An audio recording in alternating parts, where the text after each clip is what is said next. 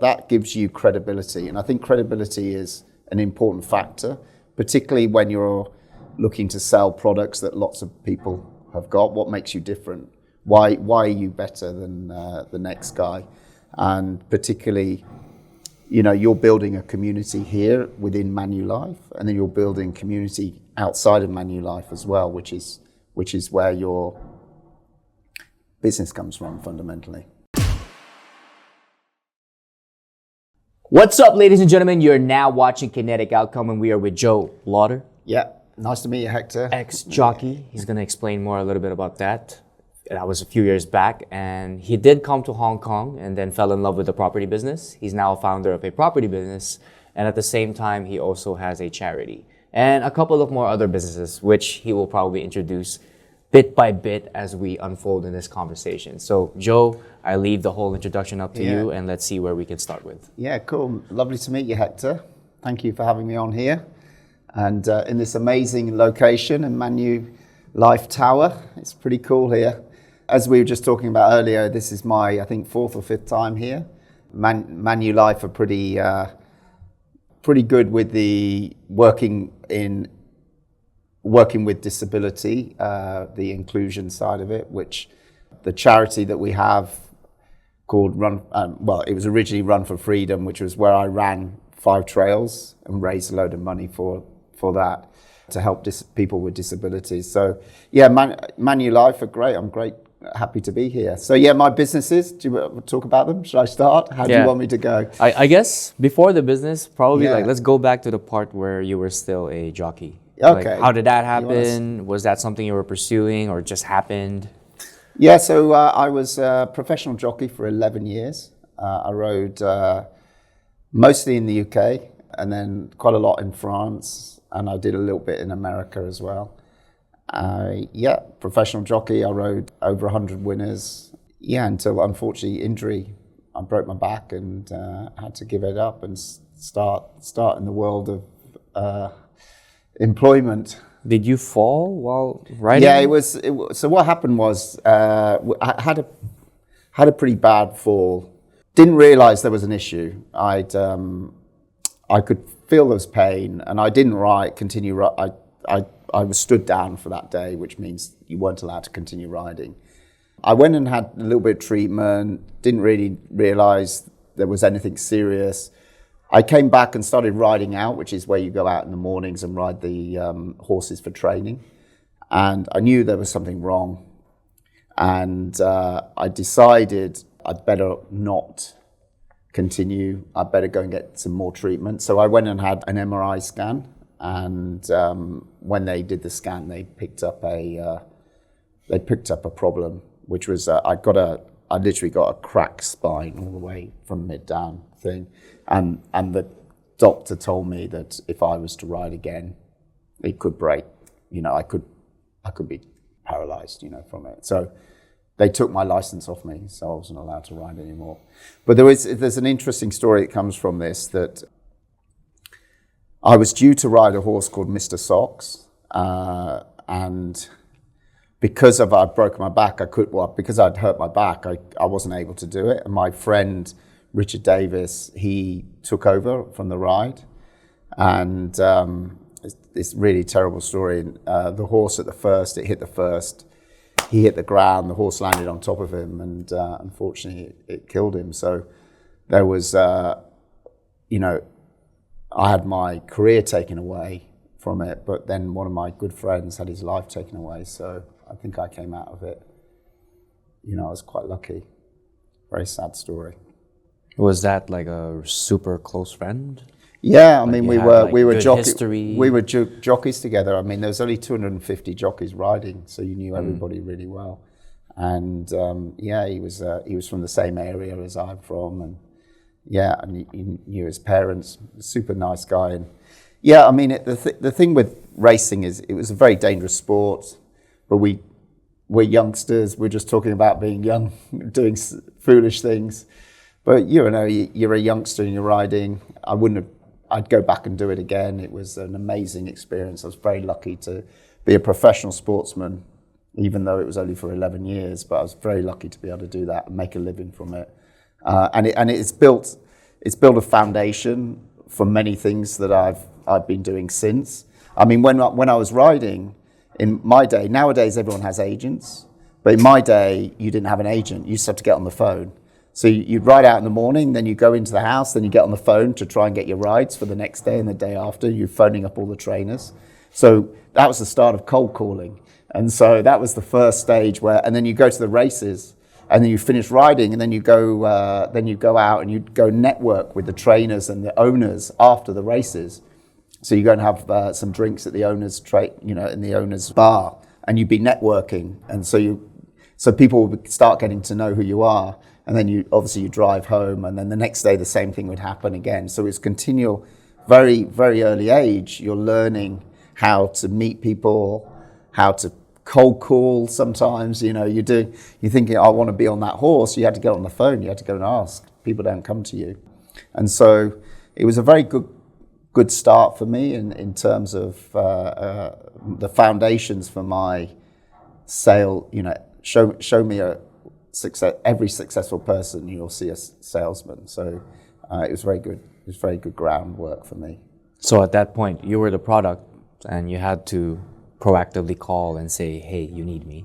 Yeah, you just say, "Hey, I'm Jo Lodder. I'm jockey. I've ridden this. You've seen me on here. You know who I am. I'd love to ride your horse." And then most of the time they say no. That's the other thing is you start hearing no. And then one day they say yes, and you get a horse, and it wins, and you go, yeah. I totally understand how you feel. My stats are not enough, but I'll get back to you. You're going to say yes one day. Yeah, it's no, not today. Tomorrow maybe, next day maybe. I'm going to ask you enough times. In the end, there'll be a time when the jockey's not riding, and you can get on the horse. So, yeah, but it's the same with everything in life. If you've got to, every person. I mean, I heard the statistics the other day about Roger Federer. I don't know if you've seen this. He's one of the greatest tennis players of all time, like incredible. I mean, I think he's the third most winning tennis player of all time. And yet he only has ever won 54% of his points. Now, what makes him the great tennis player when he's only wins 54% of his points? It means that every point he wins, he moves on. Every point he loses, he moves on. So he plays every point as well as he can, and when it's gone, he moves on to the next point, whether it's a win or loss.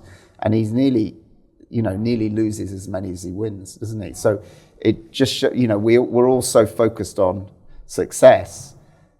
What's also really important is to know that when you aren't successful, to wipe yourself off and move on, because everybody has to have has to fail sometimes. You can't always have a yes every time. You've got to be able to wipe yourself off and move on from the no's. Well, the hardest habit is when you're getting the wins and you get comfortable. Yeah, I mean, I don't worry about getting wins. If you get wins, just keep moving. People in general, especially the younger they are. Oh, I'm getting like a streak of wins, so I'm the best now. You're the best now. What about tomorrow? You just got to keep focused, I think, and keep working. So you got to keep getting up. It's the same, like I'm an ultra runner now. I run, ultra races. I do these extreme runs, and you've got to get up. You've got to get up and train and be ready. So you're always ready. So every day you've got to get, even when you don't want to, it's just got to be part of your daily life. And it's the grit of doing that.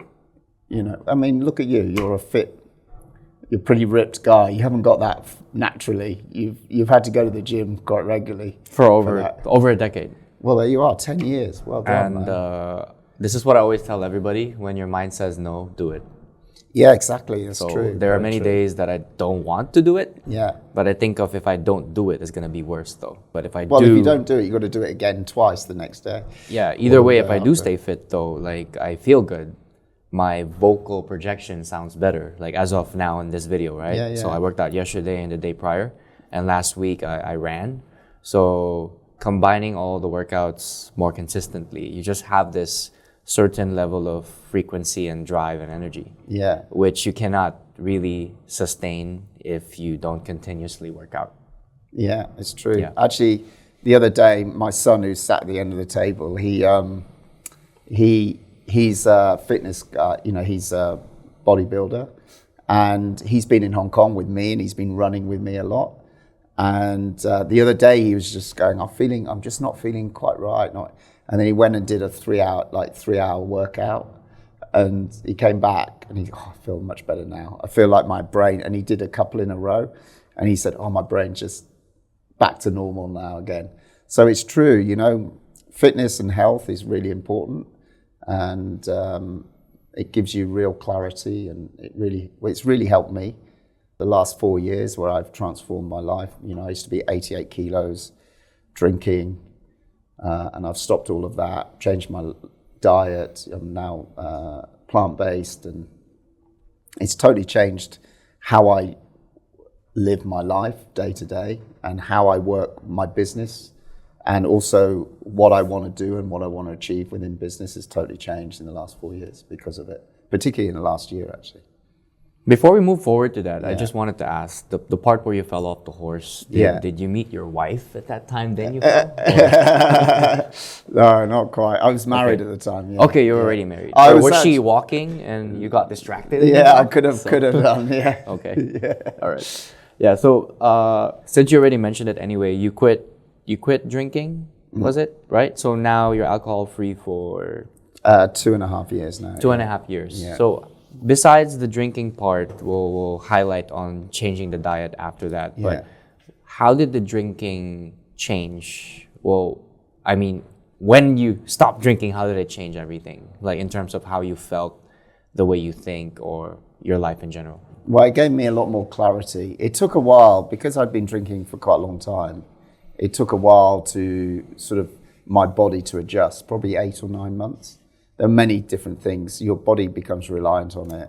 There's not just your, liver and everything like that, but also like equilibrium and many things. And when you've had it as part of your life for so long, it takes a while. So, like for instance, social situations, much harder because you're used to drinking, and so particularly here in Hong Kong, as we all know, and we're just talking about. But actually what's happened now is it's actually improved. So now I go and network alcohol-free, and I'm way better at it. I'm much more focused. I don't jump. I go, and this is a really good point, anyone who's networking, you go to an event and you focus. You focus on 1, 2, or 3 people. You don't jump from one to another. So stay and focus and be interested in individuals, and don't be thinking, this is for business.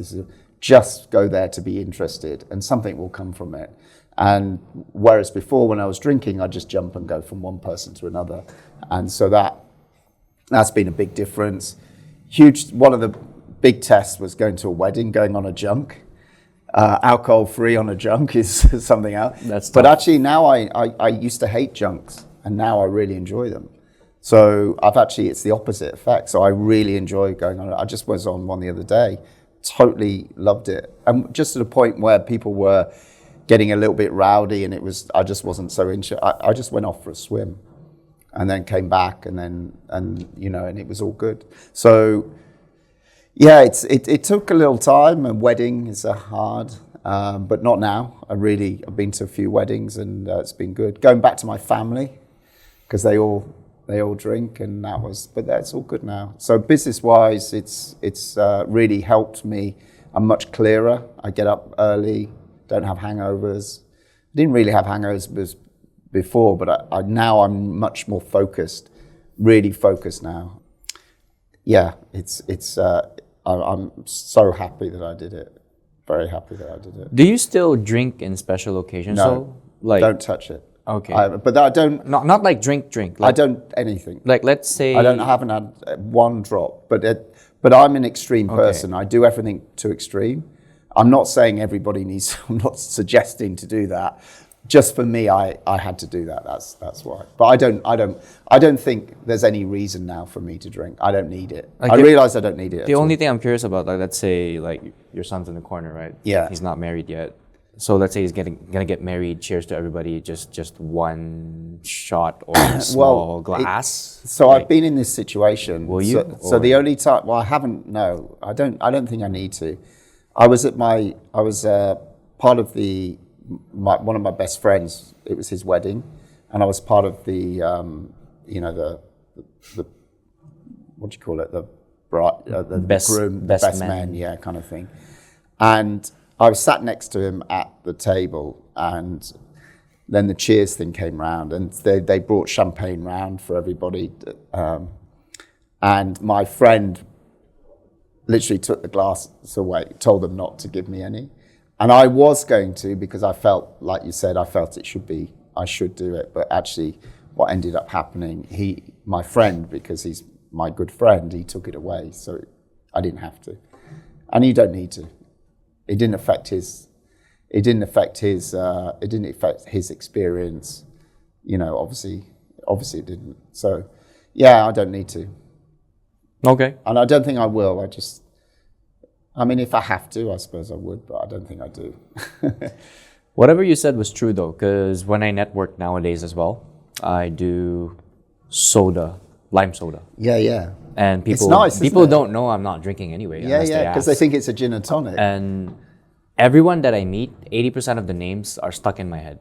Yeah, because you can remember. But if I'm drinking, I'm like, man, I gotta take my phone out and drop the names down. Maybe I might forget. So it's a lot better when you're sober.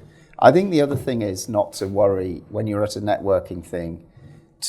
I always carry a pen with me, and if they give a card and they say something that I always say, oh, hold on, I want to note that down, because people don't mind you doing that. You know, you know, I always write on the card, particularly if they say something interesting. Hold on a second, I'm just going to write that down. That's really interesting. I want to remember that. And I think that's something not to be frightened of doing, because people know that you're listening to them then as well. You know, it's one of the good tips. That's what I do that all the time. Well, that approach makes you unique anyway. Barely anyone does that. So if you take out a small notepad and like, I need to mark that down, and like, I like this guy. Yeah, because you get the person goes, oh, they're interested. Yeah. It's different because whenever I was drinking, it's like I have two versions of me. One is super professional, like I could be like, well, you are very professional. Look at gentleman, you, beautifully dressed. But if I drink though, I'm more on the very hyperactive, flirty banter side. Oh yeah. Which normally I don't want to like let that out in a networking event. So it's better I don't drink. Yeah.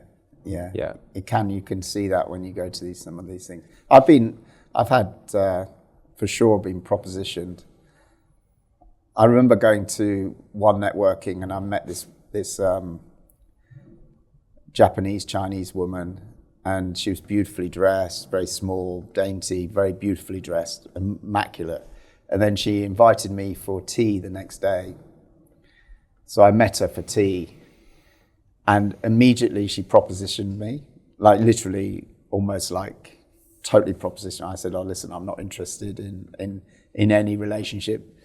I was single at the time, this was early days in Hong Kong, and I said, I'm not interested in a relationship, I've just come to Hong Kong to get away from all of that. And she said, okay, let's talk about business. And then we ended up actually, she ended up being an agent for me, and she sold like 10 properties for me in like 6 months, and was one of my best agents. And she was it was just amazing. It went straight away from, I'm interested in marrying you, to, okay, it's not going to happen, we'll make money together. And it was brilliant. I loved it. Yeah, that's cool. Yeah. I also noticed that, because just to open up this topic as well, right? Like in our industry, and I'll be upfront honest, being in sales for such a long time, as men, we prove ourselves by rank. So we get questioned less when we have the rank and the experience. So when we're just starting off, we have to use our charisma in such a great way that we impress both the opposite sex, right? Either male or female prospects, right? But then I worked with really, really beautiful women that they don't have to say anything. And immediately when she's approaching another woman, what happens is she's already fully comfortable. Or where did you do your nails? Where did you do your hair? Where did you buy that necklace? It's so cute. And then when they approach men, in the man's mind, it's like, oh, she's pretty. Let's have a listen. Maybe she's single. I might get her number. Oh, she's married. Oh, I'll just buy. Right? So there's that comfort level already. So I really feel women are killers in sales. I mean, I think there's a number of things. They can be a woman who you can't just rely on your looks to be a good salesperson. That's one, right? And skill is another. You've got to have the skill and the product. You can't just be a pretty face, whether that's male or female. You can't just be a pretty. It can help you. I mean, there's no question that being an attractive person, well dressed, whether you're male or female, helps open a door and gets you. Particularly in Hong Kong, it'll get you a meeting. But you're closing. No one's going to do a deal with you if you don't know what you're talking about. If you don't have the ability to ask for business, because a lot of people don't ask for business. It's one of the biggest salesmen. If you don't ask for business, we can get into that as well after this. Yeah. So unless you do that, you're still not going to do. I mean, I've had women who work for me I thought would be amazing, and they could open the doors, but they could never close business. But I've had the same with men as well, so it's not. I don't think it's. Yeah. So the punchline there is, if you're always drinking and you're always not in your sober state, especially if you're single, it's harder to control your temptations, right? So when you're always sober and you're always in the right mind and you bump into these women that are like, wow, maybe you might do great in my business, you end up working with them instead and thinking maybe invite them to work with you rather than flirting. Yeah, right? I mean, you've been there. You were a young man at one point. You're like, man, she could have been my agent, but why did I do that, right? So I'm just sharing that part. Like, when I drink less and think about that less, then I'm more focused on, hey, we can work together. Hey, there's a batch of 10 beautiful women that are joining me, which is so much better in the long run, and it helps them and it helps me. Yeah, so besides the alcohol, since we already spoke about that part, you mentioned about changing your diet. So you don't eat meat anymore, is it? No, that's true. Yeah, so how did that change your body, like in terms of, I really cannot explain because only you're able to feel it and see the changes, right? Yeah, so because of the ultra running, I used to get lots of aches and pains. I'd run a decent distance, and then the next day would be sore. I'd be sore for a few days.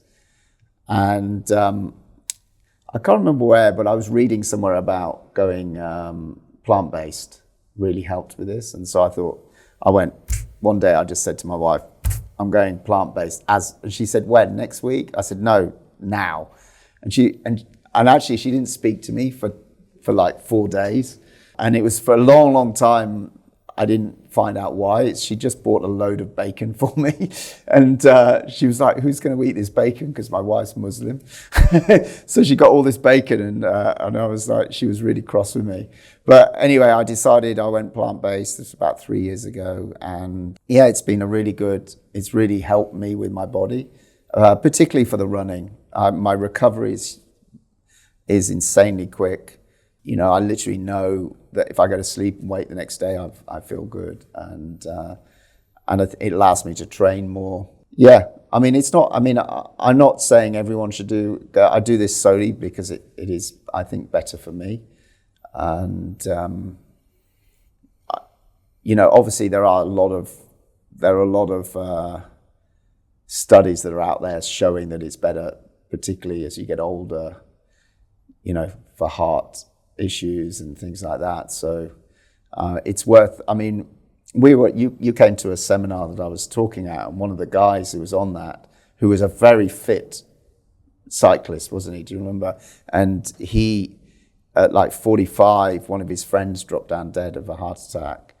And again, another fit guy. And then he went and got tested and found out that his heart was like of an 80-year-old or something. He said the pilot as well. Yeah, the pilot guy, Yeah. and he was fit, and so often we get confused with the fact of fitness and actually what your body inside was. And then he found out that he needed, so he went plant-based, and it's transformed his body. But I mean, I don't think everyone has to go like that. It's just I've done it, and I definitely feel better for it. I just have a clearer. I feel cleaner. Or there are people that are 80% plant-based, 20% meat. Yeah, I mean, that's still an improvement. Yeah, it's an improvement, and I think, yeah, I mean, again, I think everybody's body's different, and I think it's sometimes worth getting it tested. I haven't had that done. It's something I might do, particularly now. I'm looking to get into the wellness longevity business. Actually, I'm just about to start getting into it now with the first clinic in Phuket. And you're gonna have like a YouTube channel and IG with like quick tips on my type of diet. Yeah. Right? Well, not my diet. How to have massive 1000% key energy like your Dragon Ball. First off, when you wake up in the morning, you should like. Yeah. I don't think that I'm would be going to quite pretty cool. do that. Yeah, get someone else to do it. Oh, he can do it. Yeah, my son over there. Yeah. He's at the corner right Yeah.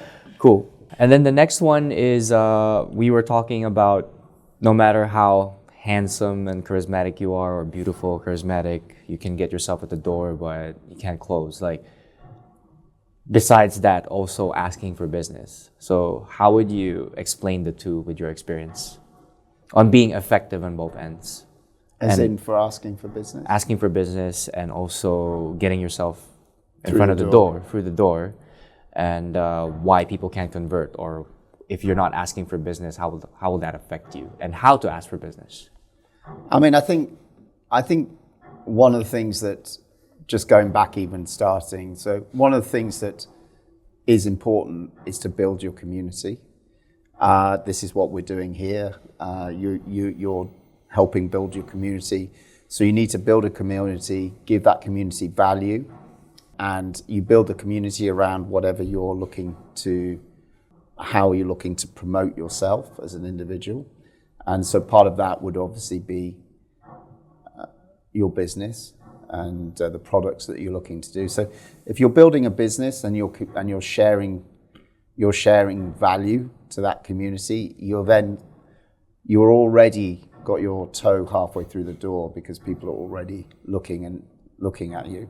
Now, if you happen to have someone come to you, or you've approached somebody, and then they look up, nowadays with LinkedIn and with social media, it's very easy to find you as you or me, and just look to see what you guys have been, what you've been up to.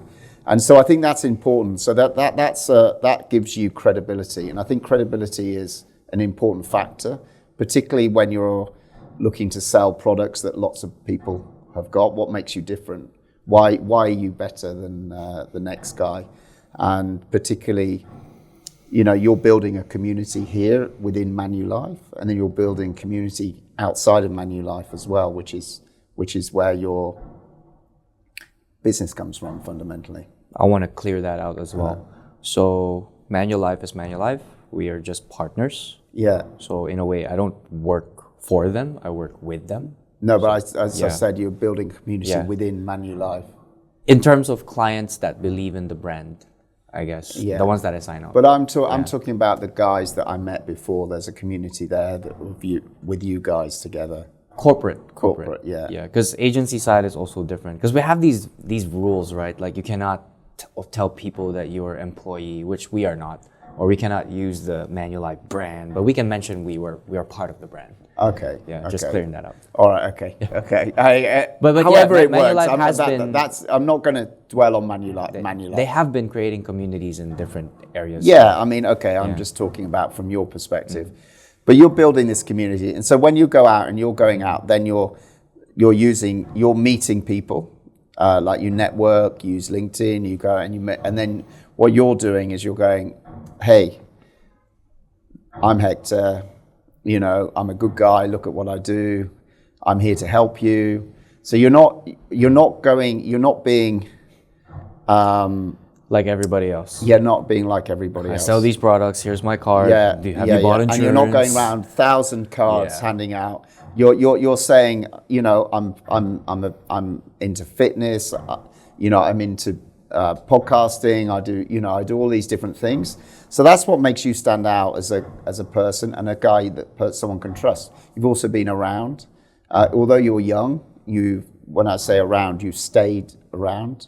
You know, you're focused, and so that when we talk about getting through the door and then closing, you're already a long way through that door already. You're already trusting. People already trust you without you having done too much. And then all you've got to do is reaffirm that. And then you've just got to provide them with the product that they need, ultimately. And whether they're going to use you, AIA, or someone else, they're going to use you because they trust you more, because you're not just someone who's chucking products at them. And that's ultimately how...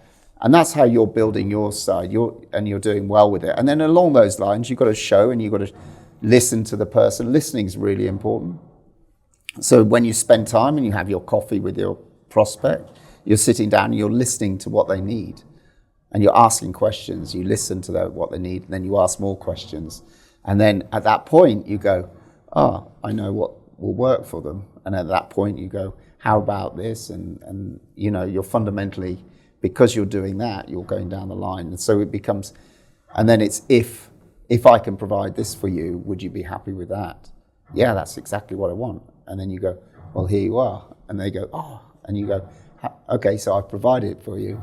Sign on the deal. Okay, yeah, we'll do that. You know, so, I mean, that's a simple term, but ultimately that's what you're doing. You're going down, you've got credibility from yourself, you're listening to your client, prospect, finding out what their needs are, asking them if I can get that for you and fill your need up. Will you do business with me? Yes. Here's the need. Sign on the contract. And so, you know, that's ultimately the process of sales. And the hardest thing is, you know, the bigger the problem, the bigger the deal. Yeah. So it's good for you as well. But don't have too many big problems. Yeah. You got to work on the small problems. So lots of small problems. And once you've built those ones, not even problems, lots of small deals. And then you work 80% of the time on the deals that are going to bring bread and butter in. And then 20% on the big deals, all the out of their deals. So your time should be 80% on bread and butter that's coming in. You know, it could be any kind of project. It could be something totally different to the business you're in, if that's what you want to focus on. But only put 20% of your time into that. What I meant to say earlier is, like, people who are new in the game, or any game that they join where they're doing business, like what you do or what I do, is avoiding the emotion of, I gotta close this deal because I want to earn, I need this commission. I think it's hard to balance it because you also have targets, right? Well, we're all under pressure, and so we have to do business.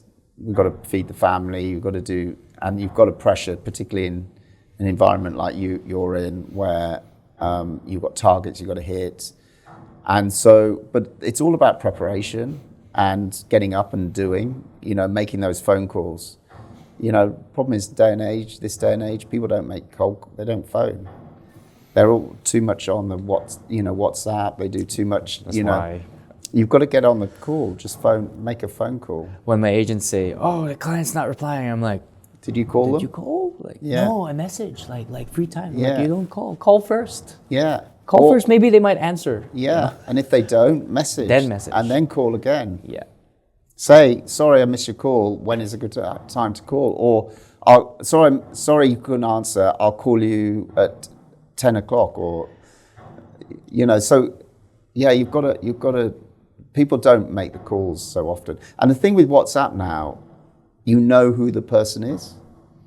So by making that call, it's not like we all get these cold calls from on our phones. And we still answer it. And we say still no. answer, and then we just say no. Yeah. But if you can get in there quickly with the right wording, people will take the call. One of my best effective ways is, for example, I know I'm calling Joe, right? Ring, ring, ring. Joe says, hey. And I'm like, Joe, how you been? I've been great. What about you?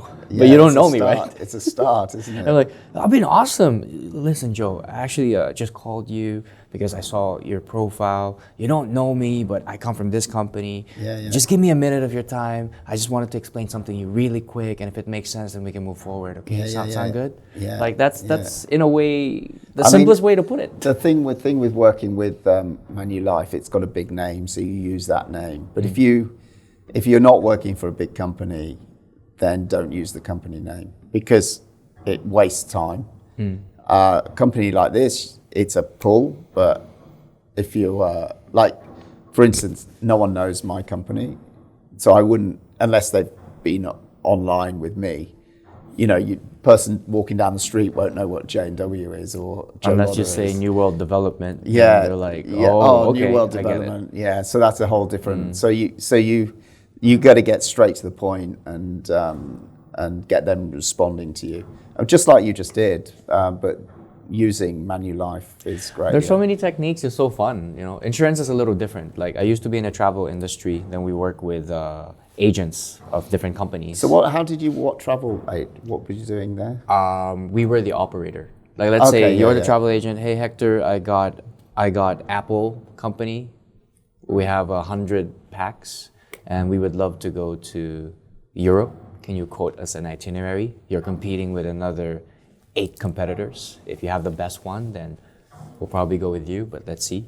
Then it starts with that. After the itinerary, then now I have to book the hotels for you. Hey Hector, the other competitor says they could book the 5-star hotels. So if you can't confirm it within 1 week, then I'm sorry, I won't get it from you. And now I have to call the hotels direct. It's a lot of it was. There's a lot of calling. And Hector, in the first day, they say they wanted to eat lobster in this certain location in Europe, and if you are able to do it, they would be happy. And the second day, they would love to have steak. And then now I have to call and sort the restaurant. So it was a lot of work, right? But to get back to how I called as well in that situation was my boss at that time was like, Hector, call this company. And I'm like, okay. So check their website.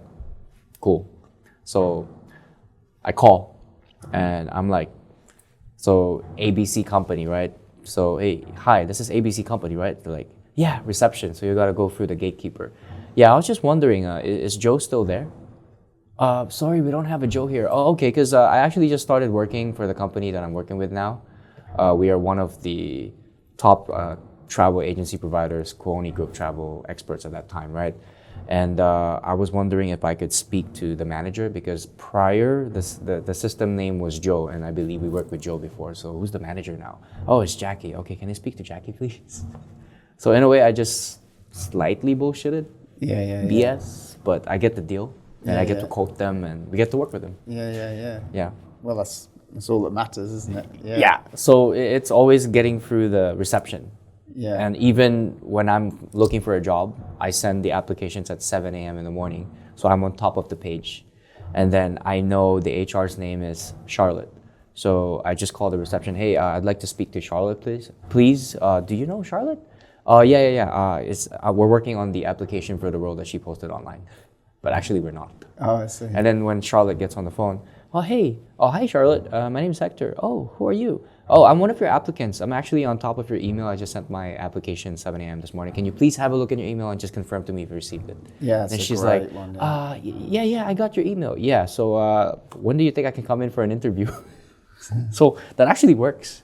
And people just apply and wait. And there's like hundreds of applicants. Yeah, because no one's for calls. So they don't think, how do I get in front of the line? Yeah, you've got to be in front. You've got to sit down with people.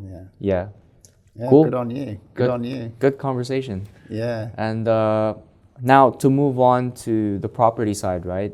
You mentioned years ago you came to Hong Kong, then you started in the real estate business. Well, actually, it started. Now you own one. It started a long time ago. When I moved to Spain, I lived in Spain for 7 years. I started buying and renovating properties in Spain, and then I moved down to the coast, and I got offered a job with a developer there, quite a big one. It's called Casares del Sol, 525 units, which is a lot of units. And so my role was at the back end of it when they needed to sell the last, I can't remember, 40 units or 50 units. And my role was to literally sell those. And it's the hardest time. The beginning of a project is always easier. And then the last units to sell are harder. So I was coming up with these different ideas. And I mean, one of the, I still don't understand why people bought them, but one of the thing was we increased the price, but then gave a rental guarantee. So they paid more for the property, but we gave the money back as a rental guarantee. And so I never understood why someone would buy that, because it just makes no sense. You've just paid. Anyway, we sold a lot of the last units by doing that. And yeah, it was good. It was good fun, but it came to an end. I'd sold all the units, and I was offered a job for a real estate company called Andalusian Dream Homes, and it was the top real estate company on the Costa del Sol, or one of the top. And I went to work for them, and in the second month, I sold 40 units, 40 properties, broke the record by miles. Like, it was like heaven. It was just such a great job. I loved it. And I did that for 2 or 3 years until the market changed. They gave you the leads? So they gave leads, we had walk-ins, and you go out and find your own, So it was a marketing company, property marketing company. So it was a real estate company. So out of that 40 units, how much of them were your approach, like cold approach? So the reality was most of them, it was a little bit, this is a little bit where being connected does help from doing stuff. So it was one guy walked in. It was late. The office was shutting. Because I was keen, I was second month there. I was still in the office at the end, and this guy came in, and he literally wanted to buy, I think it was 20 or something like that, apartments, but they had to be nearly completed, and it had to be in one development. And it was a very difficult thing to do. That was almost impossible. But because I'd just been literally in charge of this one huge development that was nearly completion, I was able, and I had all the owners' names of this one development, and I was able to phone all the owners up and say, do you want to sell your property?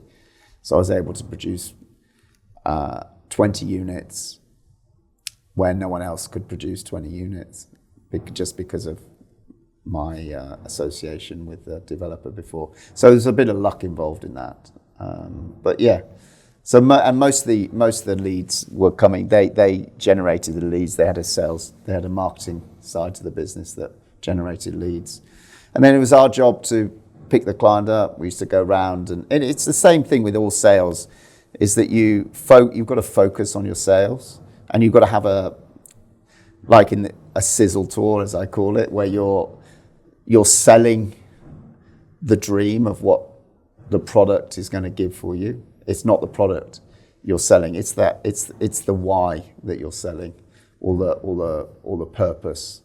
And so in this case, with Costa del Sol, I was selling the beautiful beaches, the beautiful weather, the beautiful bars, and the feeling of life on the Costa del Sol. And then they go, oh, how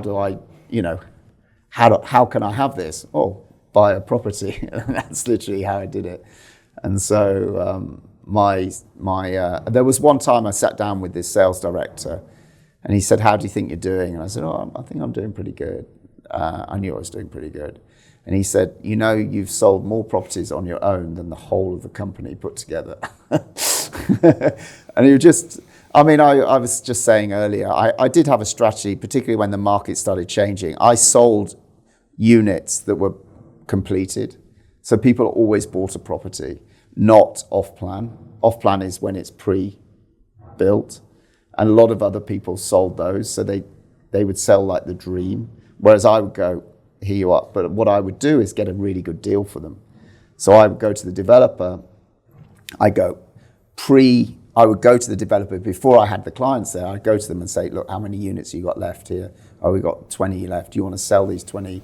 Okay, if you want to sell these 20, I want a 20% discount for my clients. And then they go, but I'll sell them quickly. They go, okay, we'll give that. And so I go in and say, okay, this is what it priced on the market's priced at. If I can get it you at 20% off, will you buy it today? Yeah, okay, we'll buy it for today.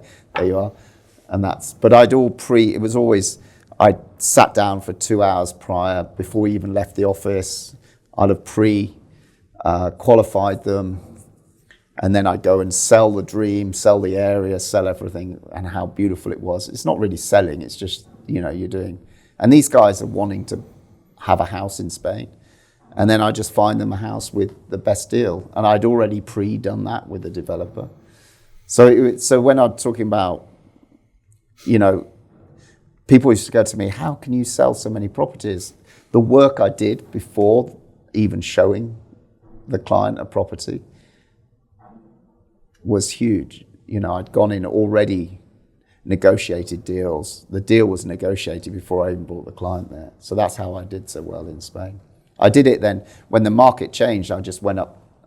I went from 400 euro properties to 1.5 to 2.5 million. I just went up. I just increased, because when the market changes, the people who actually have money are the people with money. And so they have available cash and it's easy for them. So I sat down one day with this woman, one of my friends. She said, oh, Joe, you've got to come in for a coffee. And I was like, okay. And I went for a coffee and she said, I'm going to move to Hong Kong. I was like, oh, shit, Hong Kong. I really fancy going to Hong Kong. And 2 weeks later, I got on a plane and flew to Hong Kong. And then I started working for a guy called Brian Lunt, he's a developer in Thailand. It was great because he got me my visa in Hong Kong. But quite quickly, and I realized the products he had they weren't ready for me. Like he hadn't even started building, there was nothing happening. So what I did was I left and I became a freelance. And then I worked with a woman called Claire Brown, who at the time, she was very involved in properties around Southeast Asia. And I really liked that idea of the hospitality investment. So you can use it yourself and get a rental income. And so from that, we worked a lot in the Philippines. Boracay was one where we did a lot of stuff in Boracay. We did a lot in Bali. We did a bit in Cambodia, and Thailand, obviously a lot in Thailand. And so that's where I started. And then what happened was she decided to retire. And I set up my own business, and then and that grew from there. And then I met my business partner, a guy called Nicholas Pullings, who's a very successful guy in Hong Kong. He's been here 30 odd years, really, really successful in finance. And he bought quite a lot of land in Niseko. And he built this project called Snowdog Village. And he came to me and he said, can you sell it for me? And I was like, I like the sunny places by the beach, and the where you can walk on the beach and sit and have a drink by the sea. And I thought of selling something in the snow, and so I was like, I don't know. Anyway, then I started looking at the product, and it was really good. And I looking at Niseko, and I was like, oh my God, this is insane what's happening there. In fact, it's, for me, one of the sort of hotspots of Asia in terms of property. And I was like, and then I started looking at that and comparing it to what happened in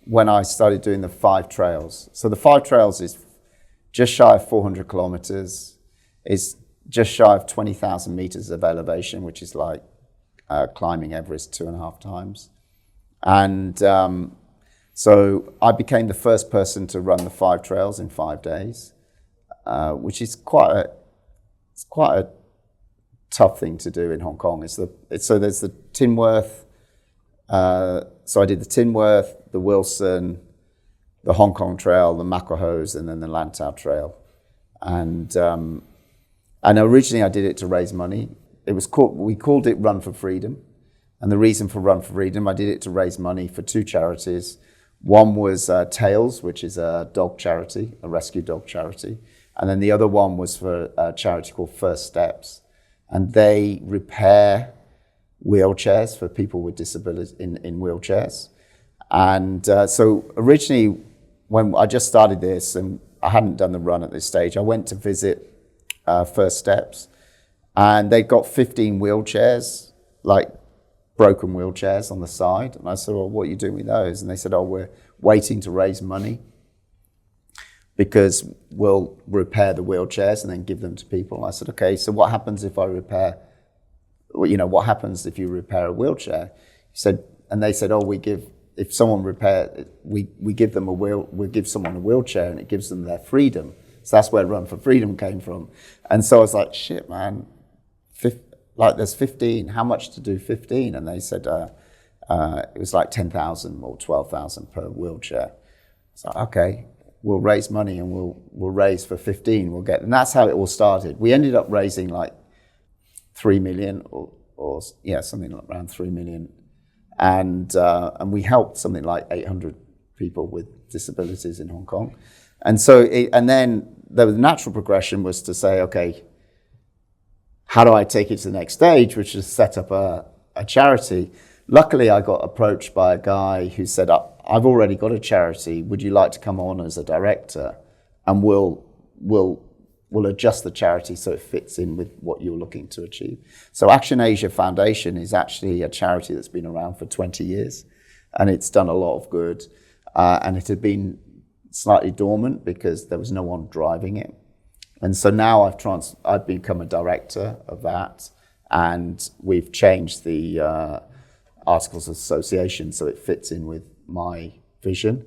And so my vision is to help, what I want to do is help people who have disabilities from, like let's say they get injured and then they need a wheelchair, they need rehabilitation, they need re-education because obviously everything changes, they need help in their home, their family needs help, then they need, like to get a job or help start a business. So everything from one end to the other where we're helping them become or find their superpower again. Because I met a guy once who's in Hong Kong, and he is Pakistani and he's disabled.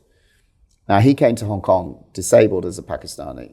Now, we all know it's not the easiest thing to be either one of those. And he ended up becoming the CEO of quite a big company.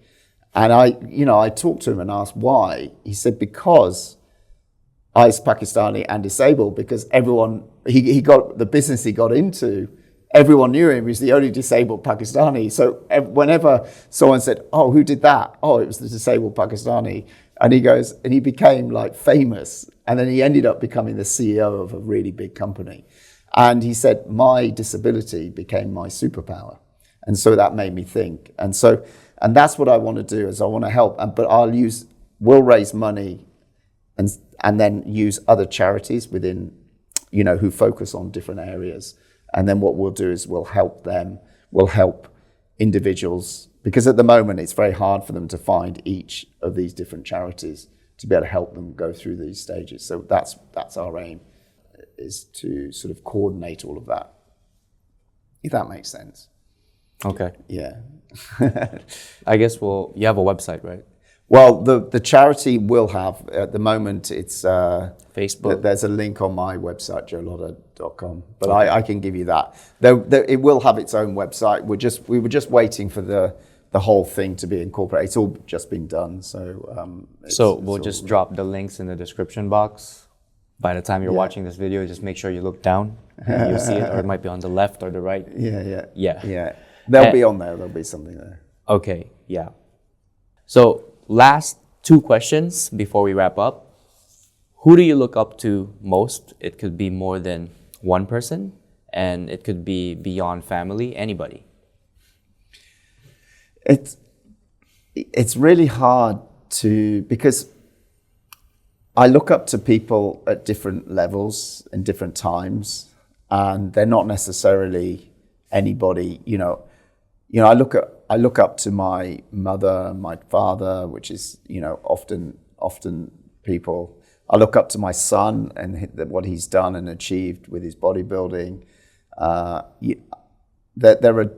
not someone who has these like big figures that I follow and look at. There's certain things that I look at and I really take from there. At the moment, like Arnold Schwarzenegger, I've just read his book, and there's a lot within that I really look up to. And there's many different. I do read and listen to a lot of podcasts and a lot of books, because when I'm running, like the other day I ran for 7.5 hours. I just listened to a whole book while I was running. David Goggins. You can do this. Yeah, it's just your mind. I have listened to his book, actually. Yeah. I was quite anti-David Goggins for a while, but actually now I listen to his book, particularly the second one. I was quite impressed, and I can see where he gets what he is from. And if I like his terminology of be ready. That's how I like, be ready every day. I think you don't have to break your knees and do what he does, but be ready every day. You don't train for a goal. You train to be ready every day. So you can do whatever you want, whenever you want. That's how. So people say to me, are you joining this race? No, I might do. And they go, but don't you train for it? No, I'm going to be ready. And if I want to run it, I'll run it. And that's for me. I mean, obviously I've got some big things happening next year, which are huge runs that I'm going to be doing. And I'll have to train for that particular, because it's so extreme. But just normal day to day, I do my 70, 80, 100K a week running. I've started swimming now a lot more because I think it helps with breathing. It helps with a lot of things. And so, every day I'm doing activities to make sure that I am ready. And that's the same with everything, that's the way you should be. And that's what I get that from David. I really liked his books from that. But yeah, looking up to people, I don't know. At this moment, there's times when I look up to you. Particularly Appreciate it. Yeah, particularly I said to Ned, particularly how you dress, you're always immaculate. You make that effort. You make me feel that you've made an effort for me, and that's an important thing. I mean, I always tell people my goal is to be Hong Kong's first ever expat director. Never been done, right? Yeah. So I would tell my team. But that's just one goal. That's just one though. But I would tell my team, you guys come to the office on a casual day, or you wear casual a lot, or sometimes you're not rocking a tie, or you don't even have the suit jacket. You're just wearing the pants and a shirt. Well, right? Like I am. So what I would always tell them is, I'm not there yet. I'm not in the life of the goal that I'm supposed to achieve yet. So do I deserve to not wear a suit? But you know what will happen is when you get to that stage, you will always wear a suit, because it's your uniform. Yeah. It's how you feel comfortable and strong. Like my business partner, he always wears a suit. He doesn't wear a tie, but he always wears a suit, and he looks really good in it. And you feel good. And then he feels good, and it's his uniform where he feels comfortable every day going into it. For me, I've never worn a suit. It's a different situation. I do wear a jacket, but because it's so hot walking here, I left it in the office. But I've got more of the country kind of look, because I come from the country back in the UK. And that's my kind of look, and I've always gone for that. But I love wearing a suit. I love dressing up. Yeah, I just tell them, like, because I'm cutting my hair after this interview, right? Because I have a shoot tomorrow. But just always be prepared. Yeah. Like what you were saying earlier, always be ready. Yeah. Because I will never know. I might walk in a networking event, someone might be impressed of the way I look, and I have a competitor, but they end up complimenting my suit. I always get the compliments. Or you might meet someone on the MTR. Yeah, or that might be my next girlfriend, my wife, I don't know, right? There it could be someone who's my next client, I don't know. It's just be prepared. And you'll feel comfortable because you'll feel in control. If you're feeling underdressed, you won't. So it's right, it's good. Yeah, well, I guess to move on to the last question, you mentioned a couple of projects that are upcoming, right? So is there anything to look forward to in the next year or two?